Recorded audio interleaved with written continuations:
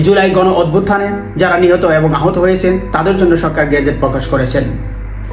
যেমন 834 জন জুলাই আন্দোলনে শহীদ হয়েছেন এবং 1500 জন জুলাই আন্দোলনে আহত হয়েছেন। এর মাঝে 1401 জনকে জুলাই মুক্তিযোদ্ধা বিষয়ক মন্ত্রণালয় জুলাই যোদ্ধা হিসাবে স্বীকৃতি দিয়েছেন।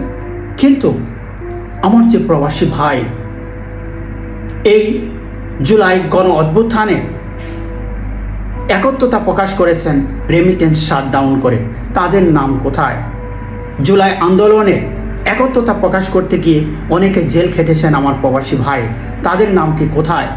এই জুলাই আন্দোলনে প্রতিনিয়তই যারা রিপোর্টগুলো প্রকাশ করেছেন তাদের নাম কোথায়? শুধু মুখে বলে থাকেন রেমিটেন্স নামক একটি যন্ত্র, রেমিটেন্স ফাইটার। অ্যাকচুয়ালি তাদেরকে রেমিটেন্স মেশিন হিসাবে বাংলাদেশের ডিপ্লোম্যাটিক, রাজনৈতিক বিশ্লেষক,